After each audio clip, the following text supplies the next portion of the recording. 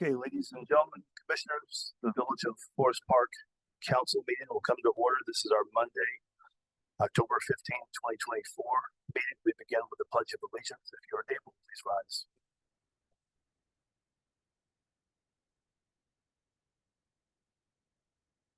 I pledge allegiance to the flag of the United States of America and to the republic for which it stands, one nation under God, indivisible, with liberty and justice for all.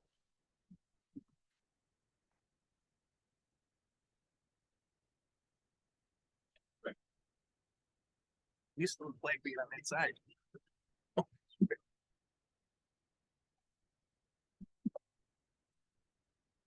Okay, Madam Clerk, would you like to call the roll? Commissioner Maxim, Here. Commissioner Nero. Here. Commissioner Mellon-McGovern, Here. Commissioner Vogt. Here. Mayor Hoskins. Here.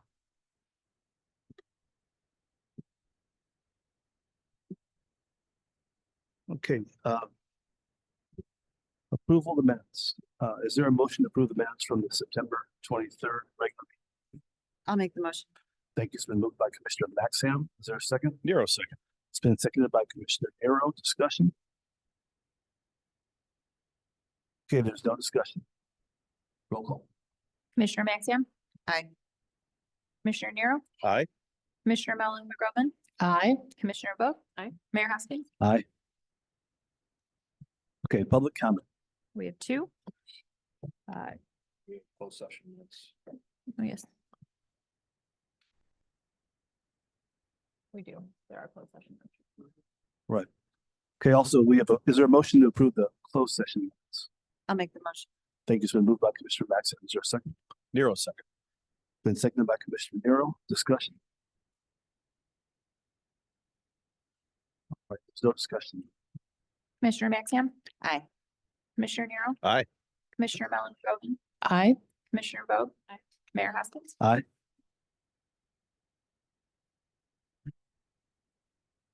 Now we have public comment. Okay, public comment. Thomas Kovac.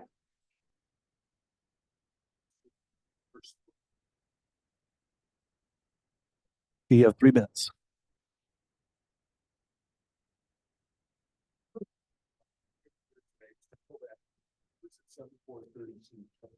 Can you turn the microphone on? Is it on now? Thank Very good. Thank you. I'm here on behalf of Mr. Kovac, Thomas Kovac, who lives at 7432 Franklin. And we had just a couple of things to mention about the text amendments to Title IX, Chapter 3 of the zoning code.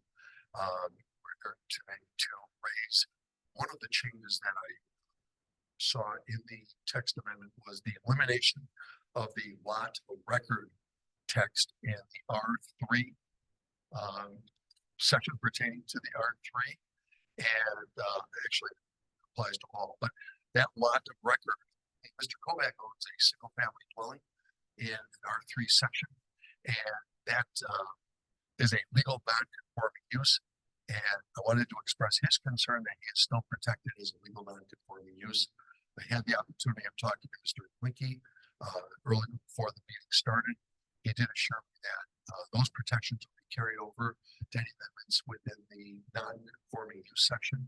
I wanted to make a matter of record that the legal non-conforming single-family dwellings in R3 sections should be continue to be protected. Under the current text amendment, it looks like that's stricken, and there is no such protection. So that was something that the 2000 comprehensive plan had encouraged single-family dwelling use along with lower density.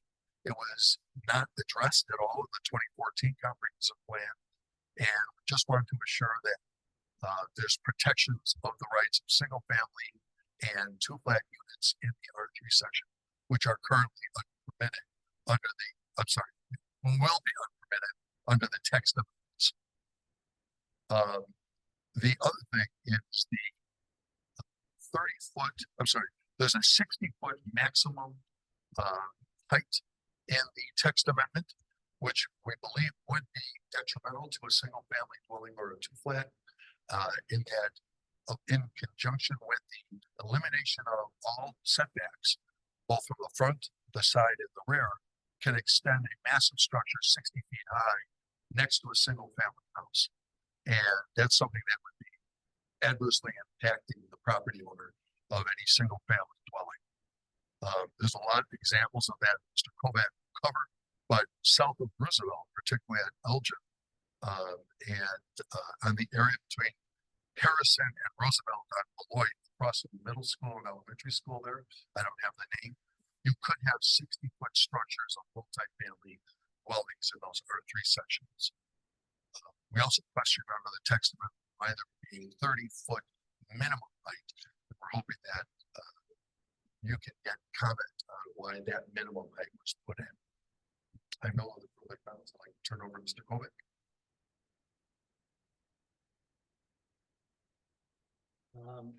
The last time I saw you, it was of somewhat different appearance. When you trip in hockey, you get 2 minutes in the penalty box. When you trip on your kitchen floor, you get 3 weeks in 2 hospitals and steel parts in your body. I wasn't able to shave. I first became aware of this proposal, I believe, February and then in April.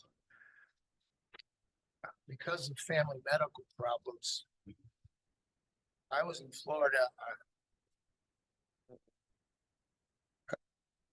Very serious problems for my sister's husband. So I was not here for either of those get-togethers. I read the proposal and became very concerned because of the contents of the grid, as well as the removal of safeguards for existing single family.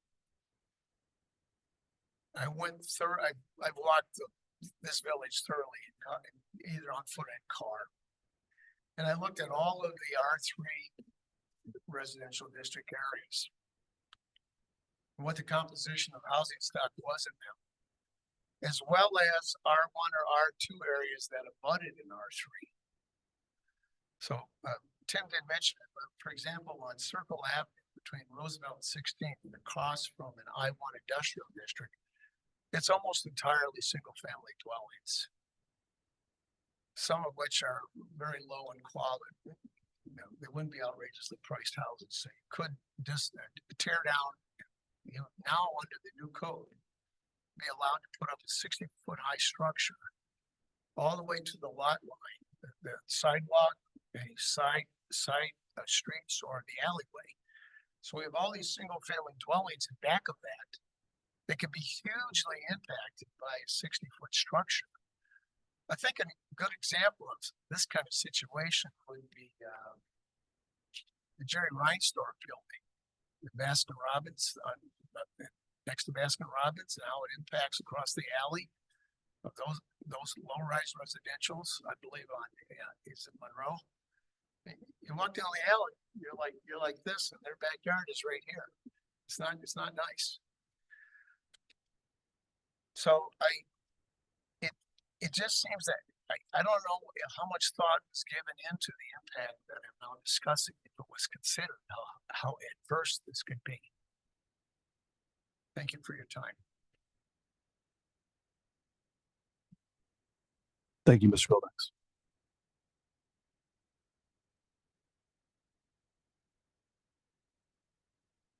Okay, commissioners, we're at communications. There are no formal communications this evening.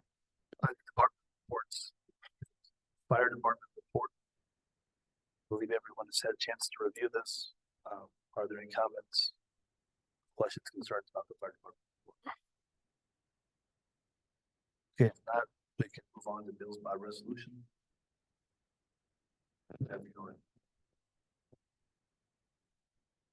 Be it resolved by the Council of the Village of Forest Park, Cook County, Illinois, that we dispense with the reading of the individual bills, and as much as each department head has approved and signed bills in the following aggregate amount for their respective departments. Refunds and allocations, $103.25. Public affairs, $40,674.03. Police Department, $2,433.49. Community Center, $6,010.81. Accounts and Finance Clerk's Office, $200,667.64. Accounts and Finance Fire Department, $892,662.28.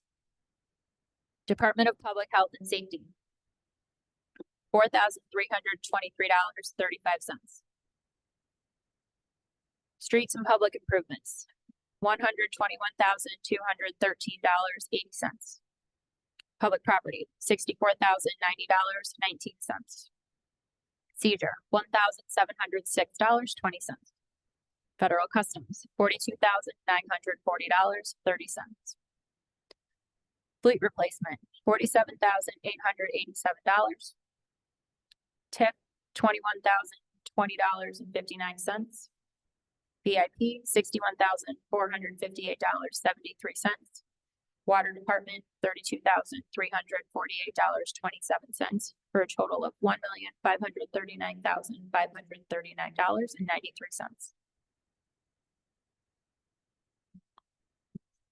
Thank you. Commissioners, is there a motion to adopt the resolution bills? I'll make the motion. Okay, it's been moved by Commissioner Maxim. Is there a second? Nero second. It's been seconded by Commissioner Nero. Commissioner Maxim, Aye. Commissioner Nero, Aye. Commissioner Mellon Ragoven, Aye. Commissioner Vogt, Mayor Hoskins. Aye.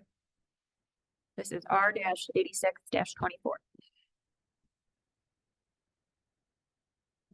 Okay, Commissioners, there's no unfinished business on tonight's agenda, so moving down to new business. The first item is a resolution providing for the levy of additional library tax for building and maintenance. Is there a motion? I'll make the motion. Thank you. It's been moved by Commissioner Maxim. Is there a second? I'll second it. Okay, it's been seconded by Commissioner Mellon. Discussion. Okay, there's no discussion. Commissioner Maxim. Aye. Commissioner Nero. Aye. Commissioner Mellon Ragoven, Aye. Commissioner Vogt, Mayor Hoskins. Aye. This is R-87-24. Thank you. Commissioners, next item is a resolution approving the appointment of Lindsay Hankis to Fire Chief. Is there a motion? I'll make the motion. Thank you. It's been moved by Commissioner Maxim. Is there a second? I'd recommend we all just Okay, it's a, unanimous. it's a brilliant, Second. brilliant suggestion.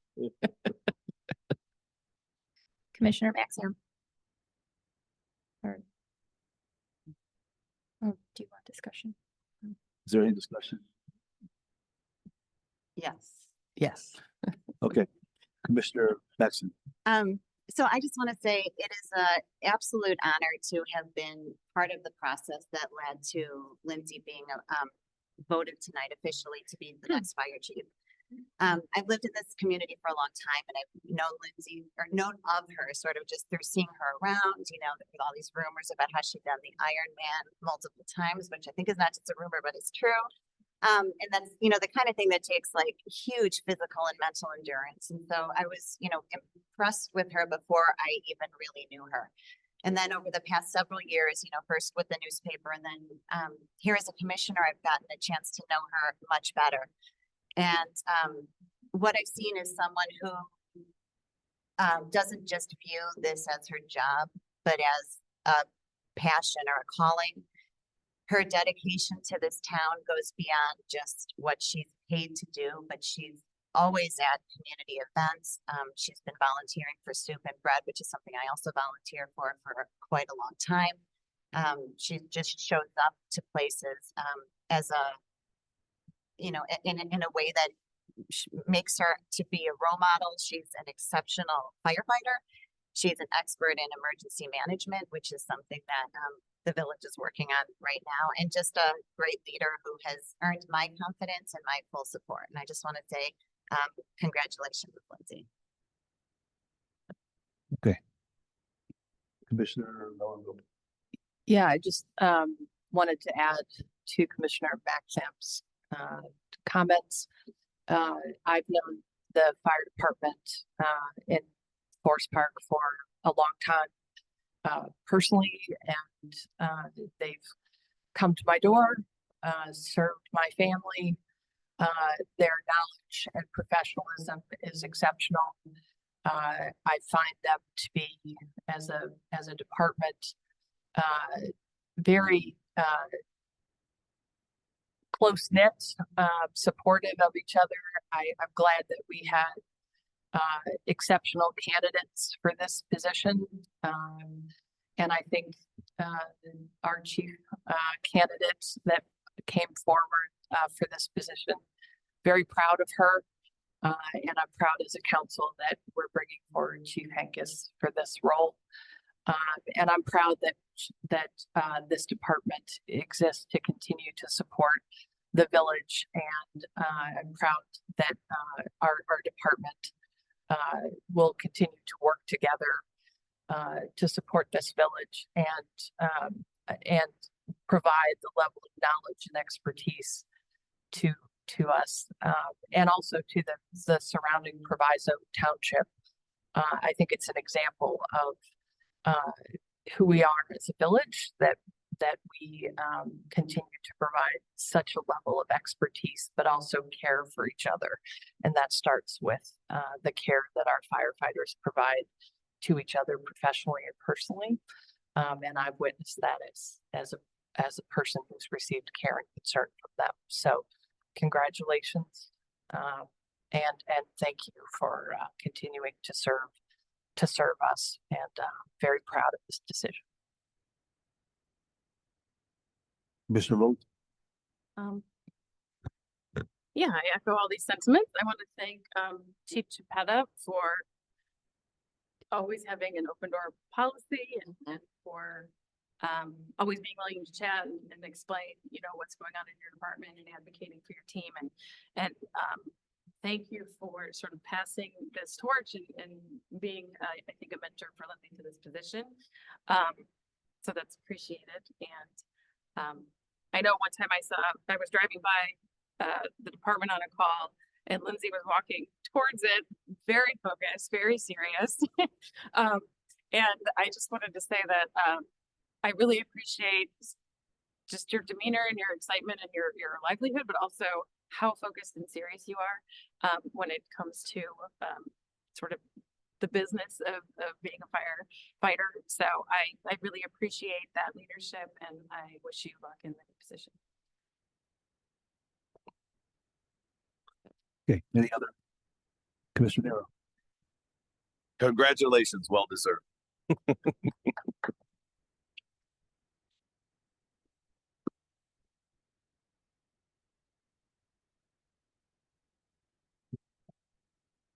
Okay, roll call. Commissioner Maxim. Aye. Commissioner Nero. Commissioner Mellon Vergoven. Aye. Commissioner Vogt. Aye. Mayor Hoskins. Aye. This is resolution R-88-24.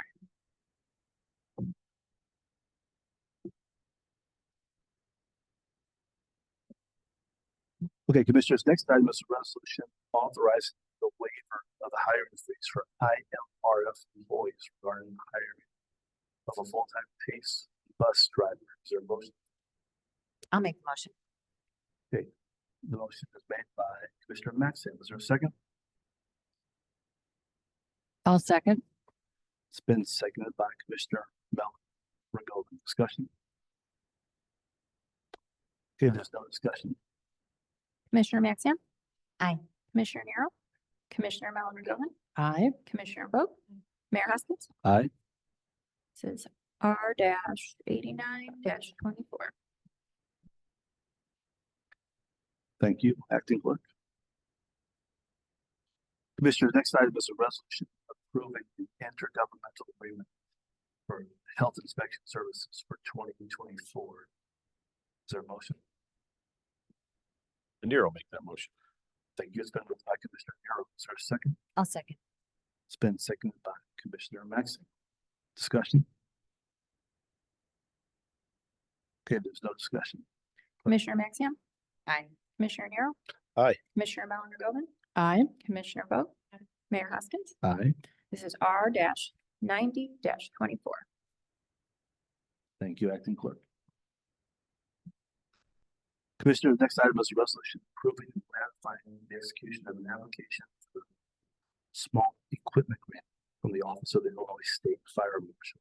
Is there a motion? I'll make the motion. Thank you. It's been moved by Commissioner Maxim. Is there a second? Nero, second. It's been seconded by Commissioner Nero. Discussion? Okay, there's no discussion. Commissioner Maxim. Aye. Commissioner Nero. Aye. Commissioner Mellon McGovern. Aye. Commissioner Vogt. Aye. Mayor Hoskins. Aye. This is resolution R-91-24. Thank you.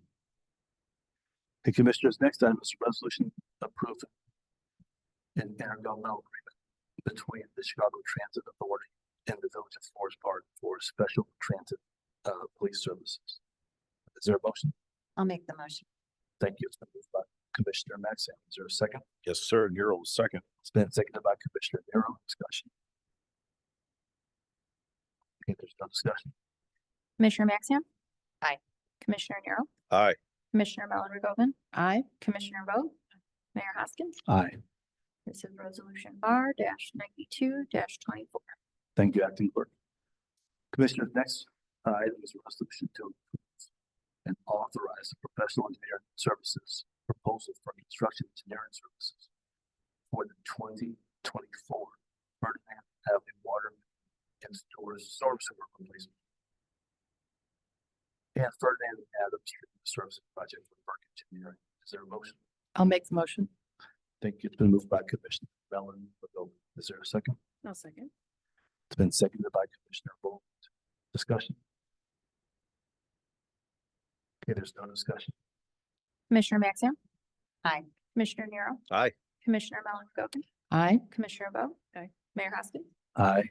This is resolution R-93-24. Thank you. Commissioners, next item is a resolution approving an intergovernmental agreement for Phase 1 engineering study for the Harlem Avenue Viaduct. Is there a motion? I'll make the motion. Thank you. It's been moved by Commissioner Mellon. Is there a second? No second. It's been taken by Commissioner Bolt. Discussion? Okay, there's no discussion. Commissioner Maxim. Aye. Commissioner Nero. Aye. Commissioner Mellon McGovern. Aye. Sorry. Commissioner Vogt. Aye. Mayor Hoskins. Aye. This is resolution R-94-24. Thank you, Acting Clerk. Commissioners, next item is ordinance fixing the salaries for officials and employees for the Village of Forest Park from and after May 1st, 2024. Is there a motion? I'll make the motion. Thank you. It's been moved by Commissioner Maxim. Is there a second? Nero, second. It's been seconded by Commissioner Nero. Discussion? Commissioner Maxim. I want to thank our village administrator for providing really excellent information to the council, specifically on everything, but specifically on the wage salary compression issue and how it impacts command staff and incentives to seek promotion. I think last year I didn't know about this as an issue, and I should have, was not educated on it, and I regret not having that knowledge. And so I think we kind of let the ball drop on this and didn't make the changes that we should have made. And I want to thank the village administrator for addressing this and making sure that I had the knowledge and the council had the knowledge to take the correct steps regarding this. And then secondly, I want to say that, you know, I'm happy with the, you know, what we're passing. But I want to make a point in saying that even though we are giving our village administrator a bump, that it's still not up to what people in the surrounding areas are making. And I think I don't think that's right. I think that we should have her being paid a wage that it would at least be equal to what we would offer somebody else if we were hiring externally. I'm disappointed that didn't happen, and I think our village administrator is doing a fabulous job. Thank you. Any other comments? If not, Acting Clerk. Commissioner Maxim. Aye. Commissioner Nero. Aye. Commissioner Mellon McGovern. Aye. Commissioner Vogt. Aye. Mayor Hoskins. Aye. This is ordinance O-31-24. Okay. Commissioners, next item is an ordinance amending Title IX, Chapter 3 of the Village of Forest Park zoning code. Is there a motion? Yes, sir. Nero will make that motion. Okay, it's been moved by Commissioner Darrow. Is there a second?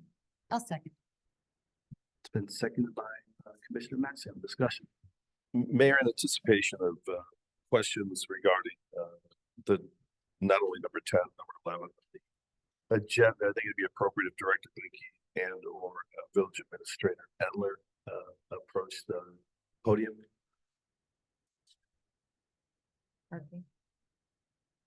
Mm-mm.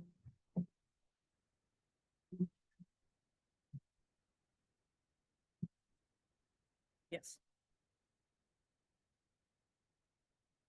Your request? Yes, sir. So, well, did we get a second? I'm sorry. We did. Commissioner Maxim. So,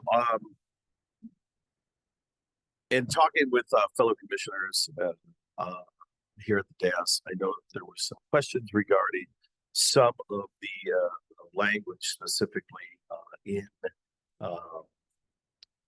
the Title IX, Chapter 3 of the Village of Forest Park zoning code. So I thought it'd be appropriate if you, being the department head, here to help answer those questions. So I know after speaking with Commissioner Michelle Govan, Melanie Govan, and Jessica Bowie, I thought it'd be a good opportunity for us to have an engage in open dialogue and at least have Steve on mic to be able to help clarify or answer any questions as appropriate. Okay, well, let me start with a statement that I wish this was my work product, but this was the work product of the 6 members of the PZC. They've held 3 public meetings, 1 for information only, 2 for, oh, come on, guys, stick around. It's just zoning. Can I interrupt? That's your guys. So, you know, this was something with input from our third-party planner, a little bit of input, you know, maybe a little historical perspective from staff. But, you know, this was 3 published open meetings. You know, I'm not going to make a judgment over why there wasn't more public participation, but I think they've had multiple, you know, the community has had multiple bites at the apple. This being the 4th, and I'm happy that Tom Kovac came in with some concerns. I'd like to address his comment first. That we took 2 sections of the code.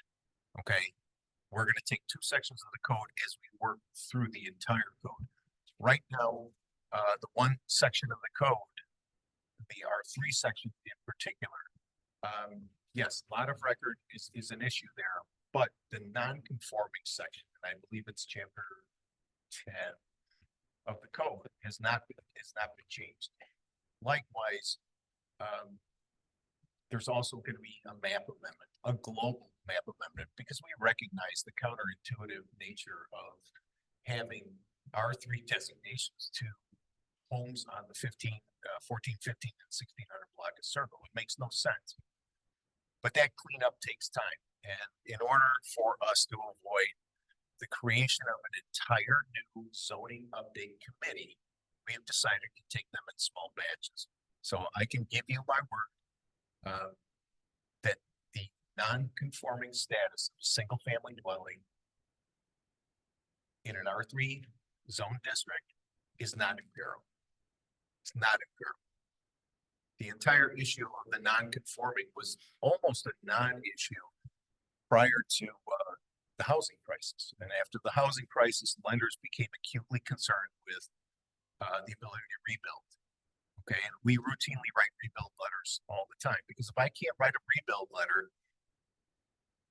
they can't get a refi. They can't get a loan. Okay. The legal non-conforming is going to be a little bit of a house of cards. It's a little bit more of a challenge, but the changes here today, 2 of the biggest changes here today, are bringing a lot of non-conforming properties into conformance with the code. Because again, lenders will contact our office and they will say, is it eligible for rebuild? Well, should it be if their parking is 1.5 cars underparked? Should it if you know, they're too close to a lot line? No. The answer is if it's destroyed greater than 2% or, 50%, they can rebuild. And so it, and not to respond to that, I just want to make it clear, I guess, for this council. I mean, the process here I felt was carried out. And so I guess my position of, we're only talking about agenda item number 10, which is titled by chapter 3, which is more focused on lot coverage. Yeah. And my position on this is, I guess, pretty simple, right? So we have a process here in terms of how things happen. And I trust that process in terms of, well, you have, we hire third party come in and use, who are the professionals from the development side, who put this together, was then vetted by the PCC. They went through their meeting and it passed 6-0. So I will not profess to be an expert in zoning and code writing, but that process brings me solace and comfort, knowing that not only are we making the changes necessary that are probably long overdue to right size and restructure the code, but that we're moving in the right direction.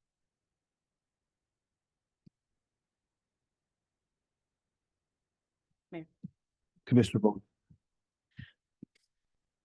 I guess one of my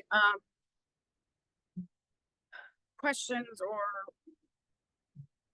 what's kind of difficult, there's chicken or the egg, or rock in a hard place with our comprehensive plan, which we all know is incredibly outdated.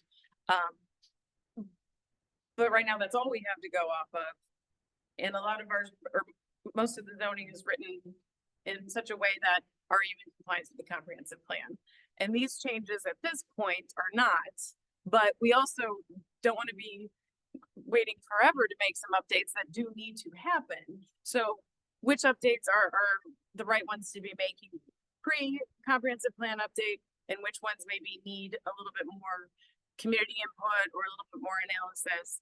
And because of that, some of this stuff makes sense. You know, Commissioner Nero and I were talking earlier about how folks maybe aren't driving as much as they used to anymore. They're Ubering, they're taking, you know, the train, they're walking, they're bike riding. So it might make sense to be making some of these reductions in requirements for parking, you know, in the business district or in some of these new builds. But I'm concerned specifically with some of these changes on the maximum lot coverage and the reducing of lot sizes, or minimum lot sizes. This has me concerned about stormwater management, and without sort of looking at how that will affect, like, we don't want to all of a sudden be allowing the R3 to have 0 setbacks and they can take 80% coverage where they used to only have, it was 40%. So what is that going to do to our sewers? What is that going to do to our basements? I'm a little bit concerned about really maximizing this allowable impervious surface coverage without at least being able to have this discussion so we can talk about it publicly and get some more community input. We can't necessarily just look at the comp plan because it is so old. That certainly says things, you know, these plans would potentially increase density by quite a bit. And, you know, a desire to, this is the comp plan, a desire to selectively increase density might be considered in the future, but this should only be done as a result of a comprehensive analysis, where and in what instances an increase in density is appropriate. So I'd love to know if we did that analysis, even though we haven't updated the comprehensive plan. I'm waiting to get, you know, the transcripts of those meetings. I wasn't able to attend them. But these are some concerns I have, and I'm a little bit uncomfortable at this point, sort of approving something like this without having a better understanding of what this does to density, what this does to our stormwater management mitigation.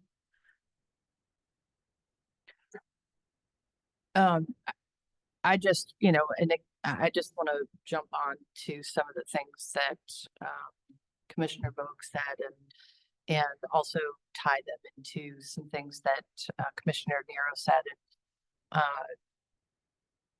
prefacing that by saying, I met with Director Glinke, I met with Rachel, wanting to understand, what went into this development of these zoning codes. And I'm new to this, so I want to say that, trying to catch up to all this, but I have lived in Forest Park for 30 years and I understand. And I really do appreciate the time that Director Glinke spent with me, and the challenges that our building and zoning department faces. And I appreciate the need to start to have some conforming zoning code. And I realize, we don't want to have the perfect be the enemy of the good. We have to start moving in a direction where we can look at some of these things more uniformly. But I also realize, sitting in the seat that I am in, we have residents that always bring up, they bring up all the time, how do these decisions about new buildings, changes in neighborhoods, decisions to, what's going into Edsway space, etc. How does that impact, the land usage? How does that impact flooding, stormwater management? And I do realize, and as part of my learning process, the MUs and folks, they do use the MWRD guidance in terms of how that we craft our zoning codes. And the question, or the thing that I would like to say is, I think that's okay. I think that's good, obviously. I want to know, and perhaps I don't know. I'd like to know how we can look at, and when you and I talked, Commissioner Nero, you again added to my knowledge. I want to know how we can look at creating a vision for Forest Park that says, yes, MWRD codes or guidance is good, but they have to be good for Forest Park. And the challenges that we face for Forest Park.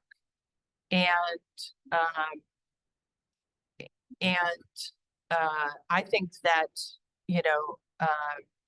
the percentage of impervious surfaces is something that makes a difference from what I have grown to understand. But I also think that, and you were saying building codes impacts that. You all are experts. I am not. But I would like to know how this process is conducted so that we are thinking about our residents and our future business owners. And what my desire is to see that these are decisions that are not being made each time we welcome someone who comes into Forest Park, but that it's part of what we tell people in our code or in our guidance. It's there. We say, because I think other communities do this. They say, and I don't know what it says in the code, but it says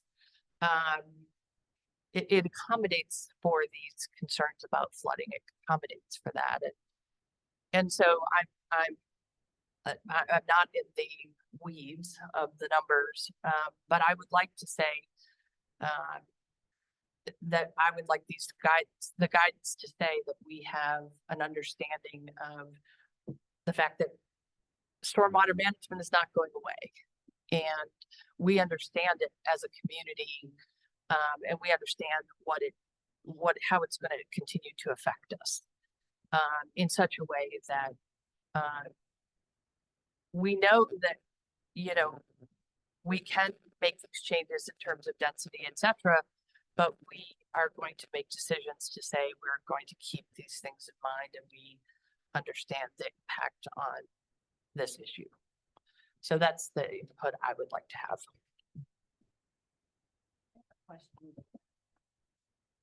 Commissioner Maxim. Steve, do you know if stormwater management came up? And I know there was probably like breakdown in small groups, but to your recollection, was that something discussed by the PTC during the sessions? Well, the PZZ is well aware that any new construction is gonna require from a 25-foot lot, grading plan to anything over a half an acre. In fact, the 3 townhomes on Washington Street and the 10 on at 946 Floyd all required formal engineering. Okay, and in the case of 946, they redesigned the drive aisle to 12 feet wide, permeable pavers, and 9 feet of 3-inch stone. Okay, that's going to capture a lot of water. Think about when Edsway was there. 100% of that lot was impervious. Okay, so 100% of the on-site stormwater is going directly into the city system, the combined system. 30% of the lot now is going to be permeable.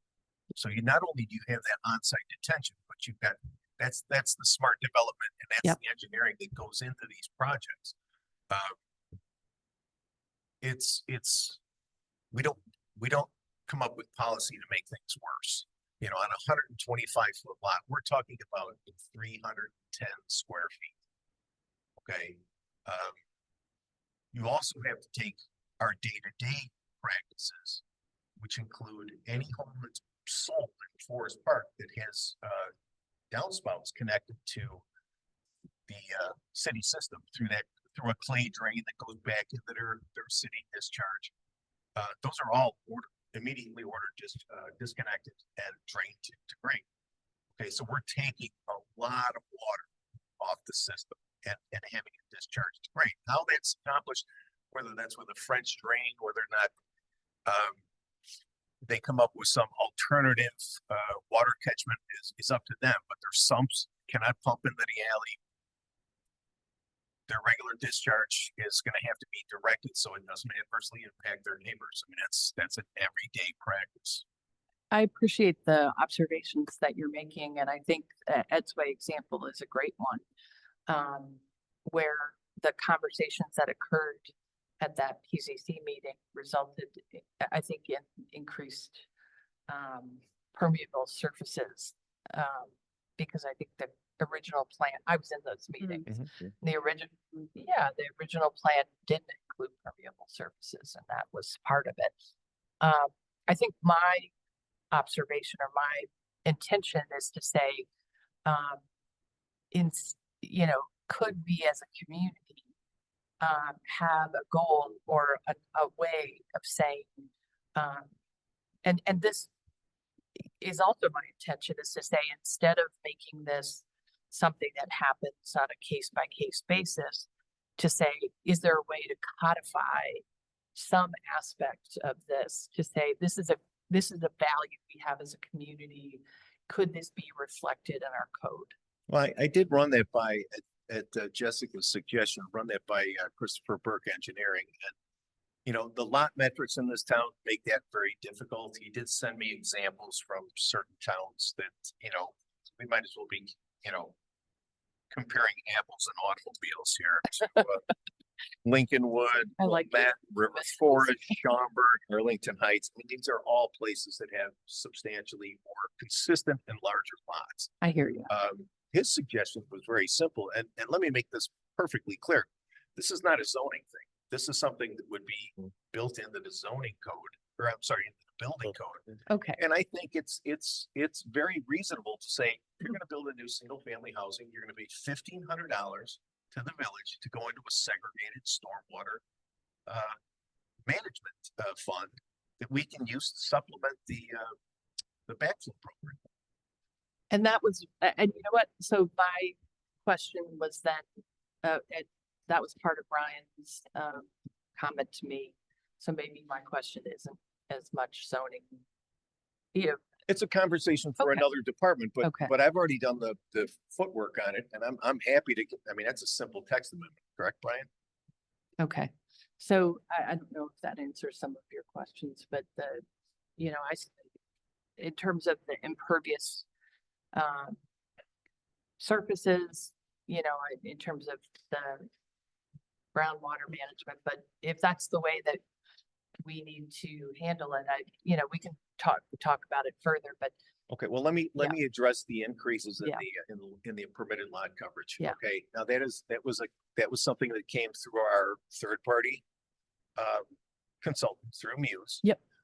But it has since been vetted with our third party plan reviewer Mhm. and with Christopher Burke Engineering Mhm. is, and again, I think the hot ticket item here is the 25-foot lots, which have a lot of history. I mean, 2006, 2007, a nice Irish lad named Barney O'Reilly was building houses all over town on 25-foot lots. The notable issue there is he received zoning relief on almost every one of them. We want to eliminate that. No zoning relief. Okay. And again, in retrospect, they're still some of the best, sturdiest houses in town. Okay. Shady guy notwithstanding. and we talked about this when. Yeah. But it's one of those things that, do we want to build on 25-foot lots? Well, yeah, we do, because what promotes stability? Ownership. This town is about 70% multifamily, which is not necessarily causes people to put down roots. Our smallest buying demographic right now are families with school-age children. Right? The school, and I'm not casting aspersions. The school system has a record low census right now. We need to do things that are not, I wouldn't characterize this as bold, because 673 houses sit on 25-foot lots in Forest Park. But something that helps promote people to buy and stay. No, I hear you, and I appreciate the experience and the analysis that you bring to the department, and I thank you for your work. I'm just wanting to represent the residents and the concerns that they have, and whichever avenue we think is going to address the stormwater management, we could start to work on that strategy. If there's a way, if there's a strategy, we can work on that, but, please build on my comments. But I think it's something that we need to start to build into this, but it's something that when I saw the differences in the perviousness and the lot size, that came up for me, and I don't know what you think. No, I want to first thank everyone for having this conversation. I had asked a handful of people, what their thoughts were about this, and most people didn't know about it. And I know it can be hard to make it to a planning and zoning meeting. I couldn't make them, and I wanted to. They're not available to watch online like these are. So, Administrator Etler and I had talked about ways to expand the outreach of this, and having the discussion here was one of the options. So I really appreciate that, and thank everyone for having this sort of, robust conversation. Me being able to ask questions, I still have several. I hope that potentially if we talk about this, it might be wise to table it today so that we can give the public an opportunity to get caught up on this information and provide some feedback. It's my understanding that you had no public comments or anybody really provide anything at the meetings when you voted on these. And so it would be nice, since we have the old comprehensive plan and this is in direct conflict with it, we don't want to just say this isn't the time to make these updates, but I think it would really be best to have a little bit more sort of community buy-in and give them an opportunity to let us know how they feel about these things. Stormwater engineering is one thing, but I know that they aren't required to do the math, figure out how much, you know, pervious to impervious surface, what, the new building is now displacing, and then figuring out how to collect that and mitigate it. That's not part of the engineering plan. And so that is still kind of a concern. We do That is the appreciate. central part of the engineering plan, is what happens to that water. That they then have to collect it and slowly release or mitigate that. That's a back and forth process involving, best management practices between the petitioner's engineer and our engineer, who was our advocate. And if our engineer doesn't concur, then it doesn't get built, or they revise the plan. And what are the requirements for a 25 by 120-foot single family home? Mostly just a grading plan that shows that it doesn't sheet drain, laterally, that it sheet drains either to an improved alley. Because I do think, and I think I sent you Elmhurst, which might be a little bit more in the same, at least fruit and veg and not automobiles comparison category.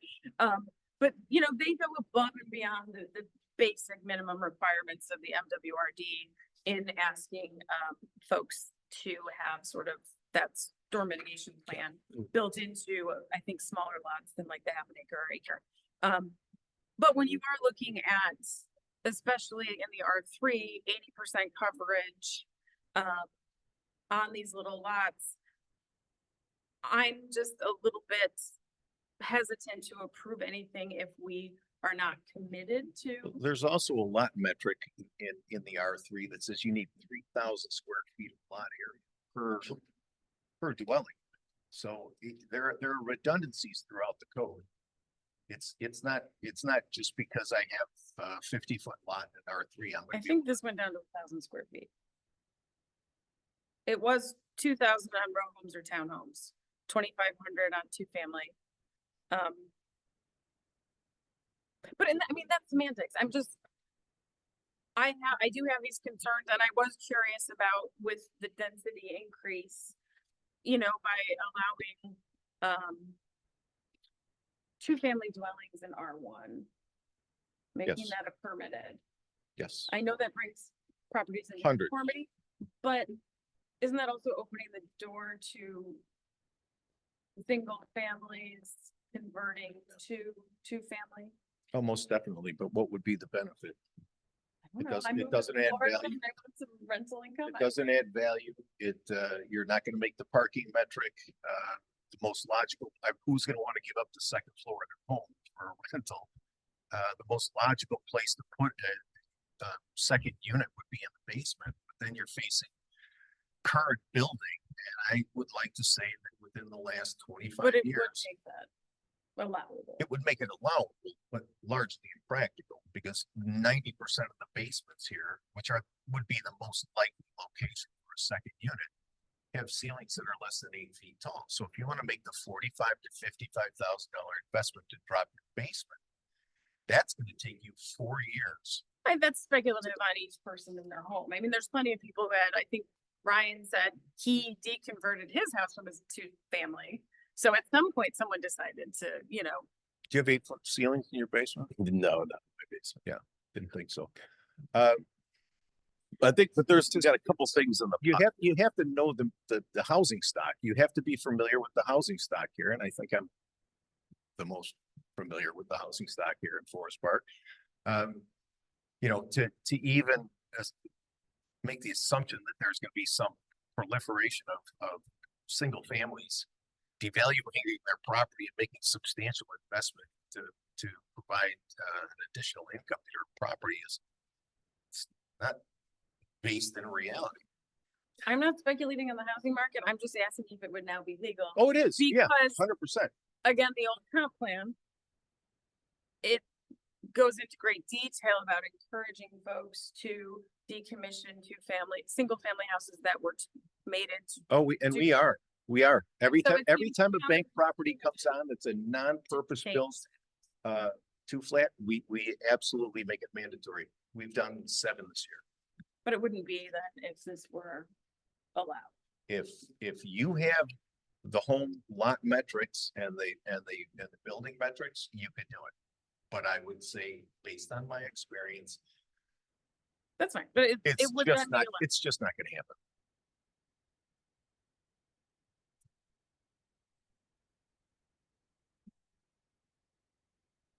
Okay, so we got the zoning piece separate from so there's a confidence thing here. So amongst the water, and lot coverage thing, I think we had two really good examples that we talked about where, through way of the planning and zoning, meetings, the issue of sewer and stormwater management was a prime concern. And it was discussed and addressed, right? So that's Could what I he was- just interrupt there though? If with these changes, these things would be permitted by right and they wouldn't be going before the PZC. So asking these additional concessions from them wouldn't have happened. They would have built it without the stormwater management because that was requested during the application for variance. Right. No, But if you're building new, you're still gonna have to You go go through through the permitting process. It's the opposite side of entitlement. And, that's still gonna require either on a small lot a grading plan or full-blown engineering. We're not making anything worse. This board was very thoughtful in the 3 meetings that they met. I just think that, it's gotten to a point where we need to just take it to a Commissioner Max. So I think, in my opinion, the questions being asked are good questions. Stormwater management is very important. I am satisfied with Steve's, multiple sort of responses to that. I think, zoning, these rewrites, we've been talking about this for a very long time. I believe even when I was with the newspaper, which is a long time ago, it was something that was already sort of, we were talking about how the village was going to be working on that. So we have the Planning and Zoning Commission, as we all know, and they're, I would say one of the most important commissions the village has. All the commissions and committees are important, but the PCC specifically is tasked with understanding pretty complex, building plans, sometimes legal issues, sometimes, zoning issues. And I go to most of the meetings and they ask really intelligent questions. And they give a lot of pushback to developers a lot, which is great. I think that's part of what their job is to do. And so when I see something unanimously approved by them, that has an impact on me because they don't usually, or I don't know, usually I haven't done statistics, but they don't always unanimously approve things. So when they do, that's part of the process that we have in place for making decisions so that we as a council, although it is our right, it's a good idea for us to ask detailed questions so that we don't need to get stuck in the weeds about things that we're not I'm not an expert on. I can't speak for anyone else, but I am not an expert on stormwater management and I'm not an expert on zoning or any of these other things we're discussing. And so I put my faith in the process that we have that Commissioner Nero spoke about before, which is, the PCC and the meetings that are publicized, they're open to the public. Maybe we could do a better job of trying to bring more people in to ask questions and talk about it, but that is part of the process that, Steve used to say that people get a couple different bites of the apple because there's multiple opportunities for people to come in and weigh in on these things.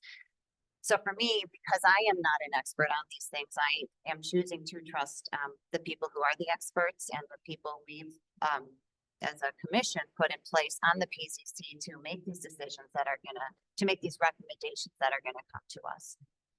So I appreciate the questions from the other commissioners. I think they're really, really good questions, that I'm explaining why I'm, choosing, if we don't decide to table this, why I'm choosing to vote in support of this tonight.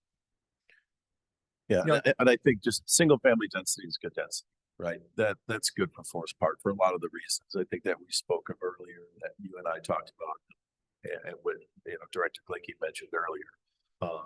There's an opportunity to re-energize our school systems and youth sports and all those wonderful things. And then this idea of lot coverage, I guess, just from a check and balance standpoint, we're talking about zoning, not building codes. And I do believe that our process, which just if you haven't heard me the first 2 times, I'll say it again. that our process allows for our folks to do their due diligence and the board, or the committee do their due diligence with the developers and builders to make sure that they have a plan for that stormwater management as part of their building plans. And I just want to comment briefly that I don't think I am questioning anything about the process. But the process also includes the council reviewing and recommendations and voting on them. So, and I value the citizen volunteers that spend their time and the folks and the staff that spend their time to do this. And it also includes us spending our time reviewing the information and making the best possible decision on behalf of the village. So I think it's important that we also are able to weigh in and vote. So just to say that that's part of our role. On that note, I again want to thank everyone for having this great conversation about it. I think because none of us are experts, it's good to ask questions because we're the ones voting on this. We're the ones going on the record. And we want to be as informed as possible when we're making these decisions.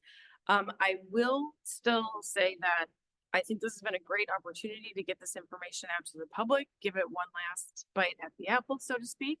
We have the paper here, hopefully they will write about this. I think it would be beneficial to table it until the next meeting and give the public an opportunity to digest this and report back to us. We can't really look at our old comp plan. That's the only guiding light we have. And a lot of this is in direct contrast with that. And I really think, if we haven't done in-depth analysis on these changes, we should at least give the public an opportunity to let us know how they feel about it. So I would like to move to table this until the next meeting. Council, I don't know if I said that perfectly correctly. Okay, Commissioner Vogt has made a motion to table. Is there I'll second. okay, so there's a motion to table and a second. Acting Clerk.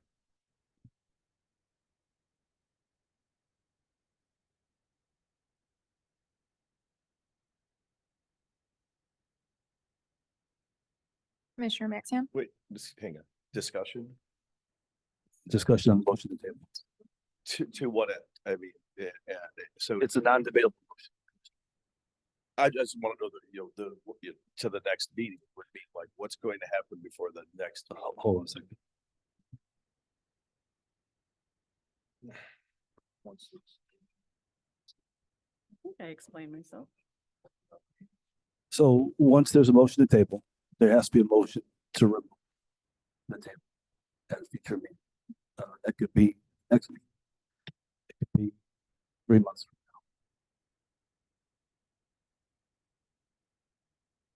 now. Acting Clerk. The motion to table.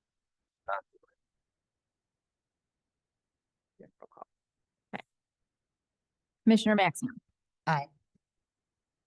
Commissioner, You're voting today. Commissioner Nero. Nope.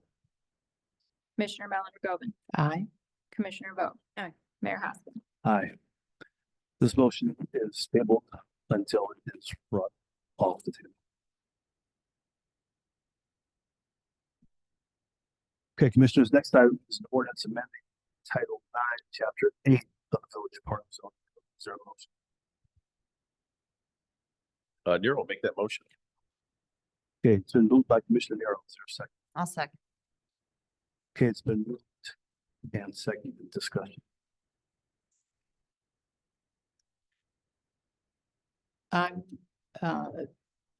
This is the this is the Correct. parking and streets. I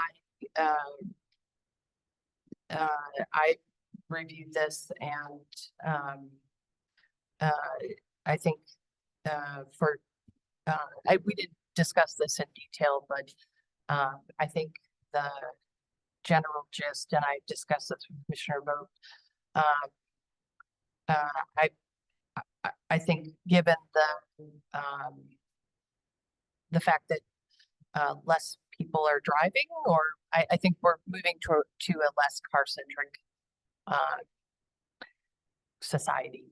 And in general, we're moving to a need for fewer parking spaces. I don't think it adjusts parking spaces a ton. So I'm ready to support this in general. So I'm ready to move forward with this. Thank you, Commissioner Eleanor Goldman. Any further discussion? Mhm. Okay, there's no further discussion. Acting Clerk. Commissioner Maxim, Aye. Commissioner Nero. Aye. Commissioner Mellon McGovern, Aye. Commissioner Vogt, Mayor Hoskins. Aye. This is ordinance O 32-24.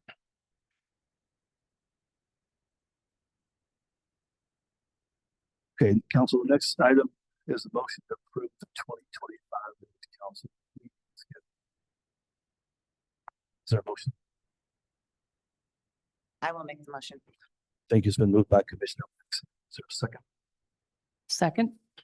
It's been seconded by Commissioner. Discussion. Madam Clerk.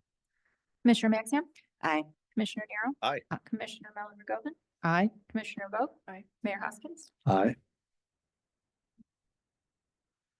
Commissioners, next item is a motion to approve senior trip contract.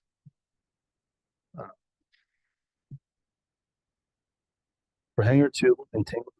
Is there a motion? I'll make the motion. I think it's been moved by Commissioner Maxim. Is there a second? Nero second. It's been seconded by Commissioner Nero. Discussion. If there's no discussion, Acting Clerk. Commissioner Maxim, Aye. Commissioner Nero. Aye. Commissioner Mellon McGovern, Aye. Commissioner Vogt, Mayor Hoskins. Aye. Commissioners, next item is the motion seeking approval for ratification of a grant to hanging banners from Forest Park Theater. Is there a motion? I'll make the motion. Thank you. It's been moved by Commissioner Miller. Is there a second? I'll Yeah. second. It was actually seconded by Commissioner. Recognize They could just grunt that it. base. I do have a comment. So, back to the banner hanging, but that always ends up at the back end of the agenda here. I don't know how the rest of the council feels, but I do feel strongly that's something that can definitely handle upstairs. Either the village administrator versus having to come to a vote. Also with raffle requests, which I know we're not talking about now, but it's the next item on the agenda. And we all unanimously approve them, and certainly have enough faith in our department head or village administrator or whomever ends up making that decision that will make the right decisions. So if I don't know if y'all join me on that one. If I'd have to see another banner hanging or raffle request on the agenda, boy, it'd be just fine. Okay. Any further expressions? I agree with Commissioner Nero. One of few easy agenda items. Acting Clerk. Commissioner Maxim, Aye. Commissioner Nero. Aye. Commissioner Mellon McGovern, Aye. Commissioner Vogt, Mayor Hoskins. Aye.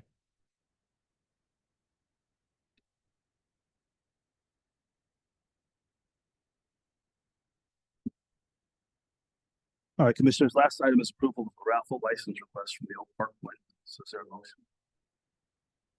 I'll make the motion. It's been moved by Commissioner Maxim. Is there a I'll- second? I'll second. It's been seconded by Commissioner Mellon.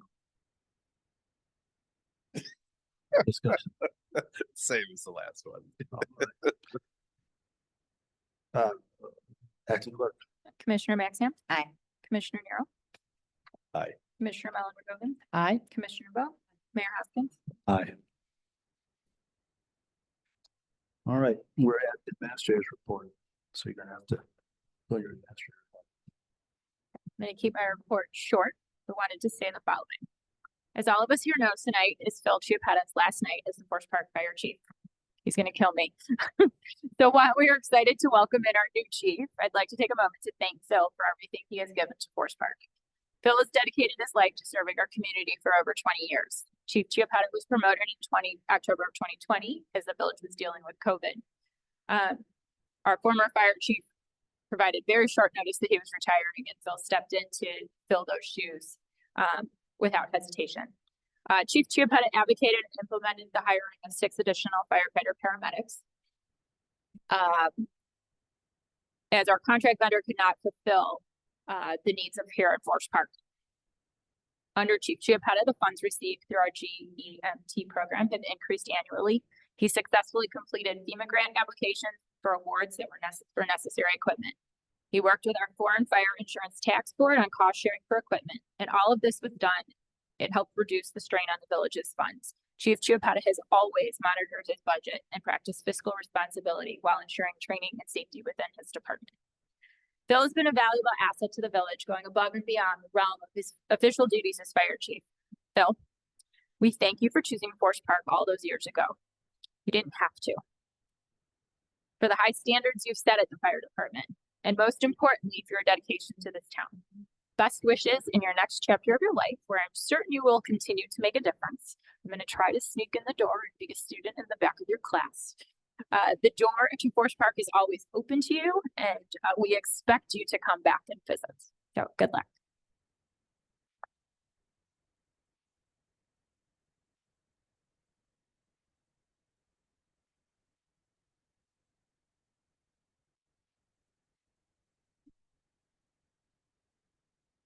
Yes.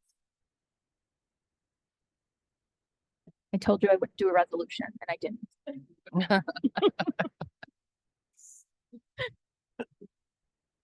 That's all I have. Commissioner Maxim. Yeah, I want to say, once again, congratulations to, our new fire chief, Lindsay Hankus, and also congratulations to, Phil D'Amato, who was promoted, on Friday. I think that was Friday. Yes, and so he's a new lieutenant. And then Phil, I have a few words to say to you as well. You are, I really enjoyed getting to know you. You were very intimidating at first, and I thought you came off as quite rough. And then I found out that you're actually really funny. And you have a very sarcastic, and you're also very, very honest, which I think is the thing I like most about you. Even when I screwed up on things and you called me out and told me, hey, that was a bad decision you made, or, you've always been very honest with me. And you've also taken me on some really, really great field trips to the Burn Tower, which was one of the most exciting things I've done in years, and to the extrication drills. So, and Lindsay also helped me use the jaws of life and cut off doors and break tires and windows. It was amazing. And it was probably a little bit annoying to have, someone inexperienced coming along on these things, but you never acted like you were annoyed at all. You were just very, very patient. You've always been an advocate for your department. You've always looked out for the people that were working for and with you, and I have a lot of respect for that. And I'm just really glad that I've had the chance to get to know you. I just want to say good luck on your next venture. Thank you. Commissioner Nero. Sir. Yeah. Well, good luck to you. I thank you for all your years of service here in Forest Park. And I'd say, don't stop working on that golf game. I think what you saw today is a good example of what civil, robust discussions in the council chambers can yield. And although we may not all agree from time to time, I am very confident that at some point moving forward, we will come to an agreement one way or another and keep Forest Park first and move this thing forward. And with that, I am very satisfied. And end of report. Thank you. Thank you, Commissioner Nero. Commissioner. I totally agree. Thank you, Commissioner Nero. And I have really enjoyed working with the council, in particular, and I've learned a lot this week, especially. Wanted to mention the amazing attendance and participation at our Leaf Town Hall. I know that that's in the Wayback Machine, but it was at the end of September, and call out my appreciation to Megan Roach in particular, who did an amazing job organizing everything. Scott Whitebelt from the Environmental Control Commission was wonderful with that, as well as Director Sal Stella, and of course, Administrator Entler. And we had a wonderful attendance at that with really amazing input from citizens who provided a lot of ideas and discussion about leaf pickup in our town, and my mind is still whirling. Yes, I'm a super dork. What can I say? There was an amazing environmental fair at the library with our Environmental Control Commission and the Forest Park Library with tremendous resources. Thank you to the library for hosting that. And I want to call out also the Safety and Traffic Commission. We're having a meeting on Thursday. The streets ordinance that we passed at our last council meeting was highlighted. The Forest Park Review article was published, and Ride Illinois actually posted the Forest Park Review article on their Facebook page, and it was highlighted by a number of cities and villages in Illinois as an example of a step to take to prioritize bike safety and pedestrian safety in villages and towns. It is Pedestrian Safety Month in October, so this was a wonderful way of highlighting the work that we're doing in Forest Park. I was very proud of the Traffic and Safety Commission and the work that we're doing in Forest Park as a result. Also wanted to highlight an outcome of the Safety and Traffic Commission's work, and thank Director Stella in particular, who the Public Works team has installed 2 radar speed detection signs in Forest Park. One is on Circle at Lexington, and one is on Lathrop at Roosevelt. These are a result of citizens bringing needs to the Safety and Traffic Commission and using data from the police department and analyzing traffic data, accident data, and petitions that we've received. And we now have 2 radar detection signs telling you how fast you're driving, and we'll use that data to monitor speed in those areas. So congratulations to the Safety and Traffic Commission. So those are some things that I wanted to congratulate the Forest Park Chamber for an excellent shop small crawl. And the Scouting America Troop 107 and the Historical Society for Forest Park that partnered to host an amazing historical tour in the cemetery this past weekend. I attended, and it was awesome. So I think that's enough. Yeah, it's great. Thank you, Commissioner Govan. Commissioner Vogt.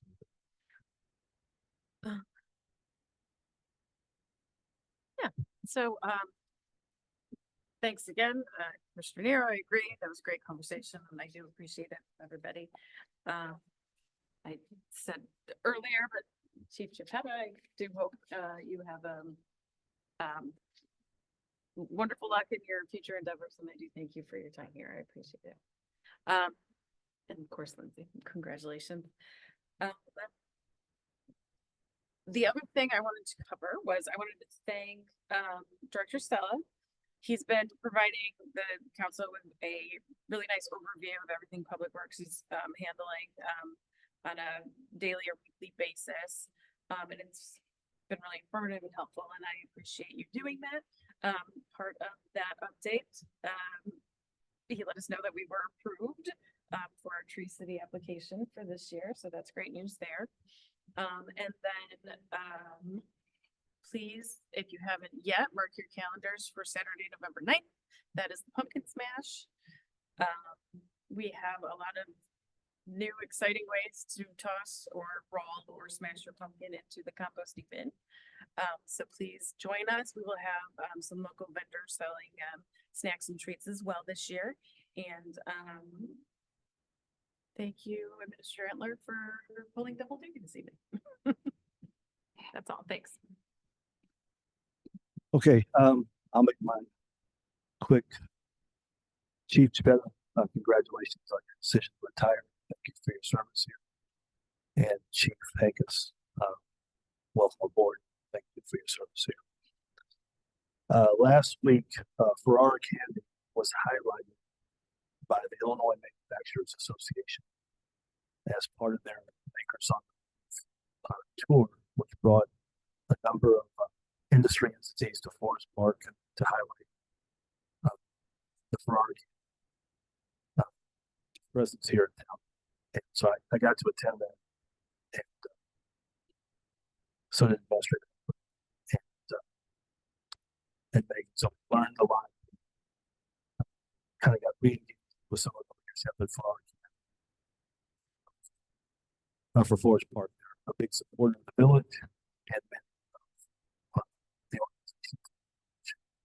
Also, last week, there was a mayor's roundtable hosted by the Oak Park Area Realtors Association, including Forest Park, Elmwood Park, River Forest, and Oak Park. It's an informal discussion moderated by probably about 60 area realtors. So I know there's a lot of interest in Forest Park. It tends to be a lot of interest in Forest Park because we're having these discussions about water retention and the like. I expect that there'll probably be some informal, suggestions from the realtor community. Participation in that event led to an invitation to address the West Suburban Building Owners Association. So the next week, that's already scheduled. And so I'm just going to repeat, there's a lot of positive attention focused on Forest Park right now. And that's only going to be by the upcoming cast coming up. So we'll see you all there Saturday. Hopefully it'll be fun for everyone. Said that the chair will take a motion to adjourn. Yes, sir. Nero will make that motion. Thank you, Commissioner Nero. Is there a second? I'll second. It's been seconded by Commissioner Maxam. Madam Clerk. Commissioner Maxim, Aye. Commissioner Nero, Aye. Commissioner Govan, Aye. Commissioner Vogt, Mayor Hoskins. Aye. We are adjourned. Um,